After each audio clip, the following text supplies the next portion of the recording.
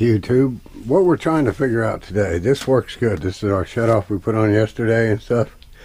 Runs good. You can idle it down to shut it off. No backfire. Everything works good. No leaks. I'd like to run one of those jumper hoses from here around to a block right here, like, you know, tight in that corner, and then jump down under through a sleeve right there, and then put me right here, high pressure, a quick disconnect, so I can just hose right into it and go. What do you think? Ideas? Discuss.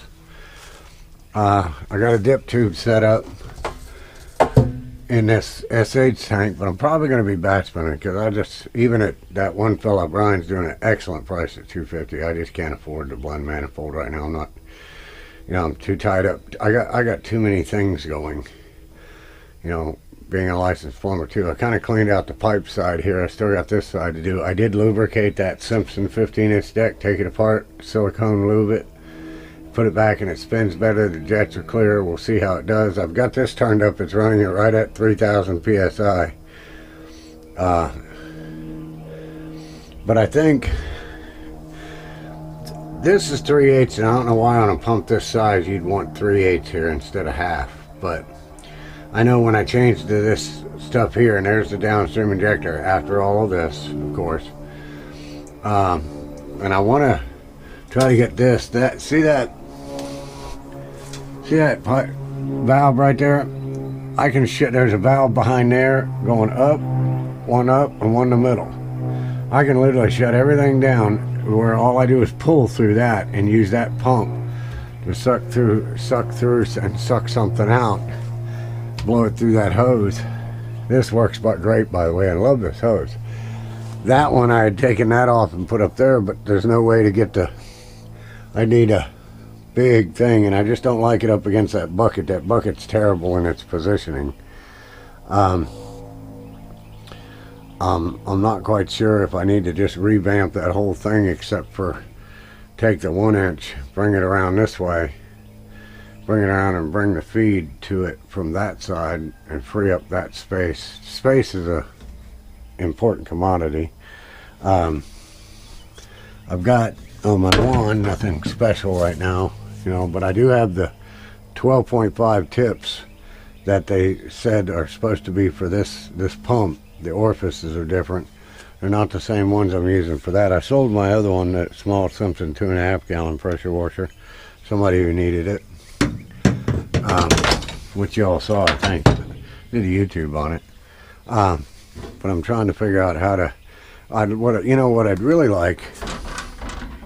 Let me turn this hour meter off. Hold both buttons and it turns it off. It's a tachometer and an hour meter. Very important. Oil in this, oil and fluid in this, fluid in this. Don't forget your PMS. We're not talking about your wife's premenstrual syndrome. We're talking about preventive maintenance systems. I love the tank in there,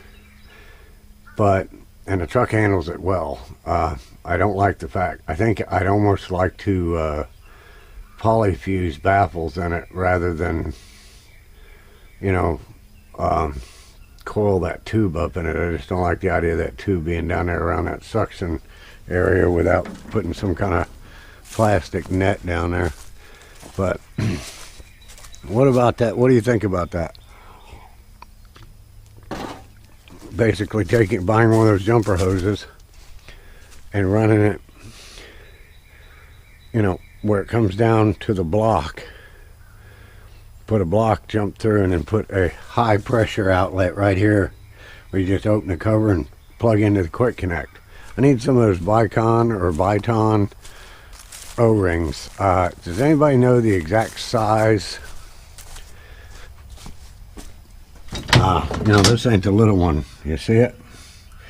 The exact size for the quick connects for those house washing. Maybe Kevin, I know you're really up on those Vicon seals. I kind of pressure wash this off a little bit. I need to re-pour it and clean it.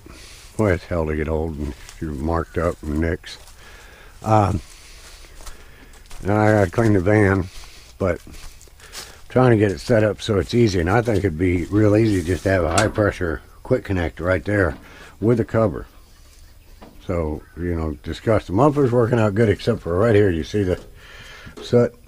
I'd like to have something I could put on there, put one screw in it, do my running, pull it off, hang it right there.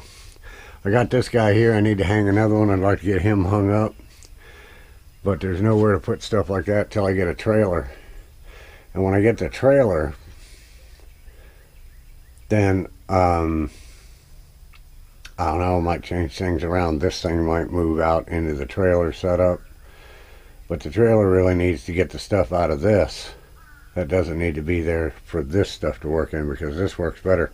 I really want to work on it. And for those of you, if you have a big semi, I saw one the other day, God, did it need cleaned. I wanted to jump out, fire it up real quick, and just soap them down and brush them off, but the light would have changed before I ever got it done. It was nasty. So, and then, you know, you got the Everflow 7-gallon-a-minute pump up there. Don't forget, you guys, there's an Allen screw right on the end of it. That one fella from, I think it's southwash.com or whatever. He shows you how to tweak that bottom to keep it from cycling, because they kick off at 60 psi, and I got that run up in PEX. Run through here, and these crimp rings do hold beautifully. I got this set up, and I like it. I just got to get another one of those connectors right there, put on my jetter hose, because I use it to tie onto the that Simpson 75-foot hose, or 50, or whatever it is. That one guy did a video on it. Don't buy this. Don't buy that. That thing is stiffer than a preacher's prick. Excuse my English. I mean, it doesn't coil right. It's a good hose, except for the fact that it is very non-pliable when it comes to dealing with it. But anyway, that is supposed to go to that one. I need to put check valves in them, but I need a proper blend manifold. I did find a way to do a different type of metering thing. The problem is, it's the part that you'd have to fabricate on the top of it to take the X-jet part off of it. So you'd have just a turn knob and you could adjust it. It's just that, you know, I'd have to fuse the brass connector on there so that you could go to a barb, or, you know, screw a 1/2-inch fitting in it, and it's just no way getting around them. So I think Brian's $250 though. If he can do them at $250, that's a decent price. It really is, for the Pentair valves. And I mean, you know, it's not that much work to adjust just a little bit. And efficiency, yes, efficiency is very important. But you know, there's a point at which you can worry so much about being efficient that you forget about making sure that you're not getting carried away like that one fella. Can't remember his name, but I subscribe, like, and try to share everybody's post that's in pressure washing and jetting, just because you're in the same business. So, you know, and always remember on your vehicles, like I do heat and air and stuff, let people know how you take money, you know, let people know. Support your friends. You know, if you're in New York City or near the city, Mikey Pipes, look him up. Really cool guy, but the biggest thing, he's licensed, he's insured, and like he says, if you ain't testing, you're guessing. So look them up. Look up these people. Help everybody out. Do your things. Today's Mother's Day. Don't forget, if your mom's not alive, my condolences, but still post out there, happy Mother's Day, Mom. Wish you were here. You know, be thankful for what they did for you. And even if they weren't the best mom their whole life, if for 5 minutes in your life they were a mom and did what they were supposed to, give them that. They brought you into this world. You know what I mean? So anyway, that's a quick, short. Talk to you after a while.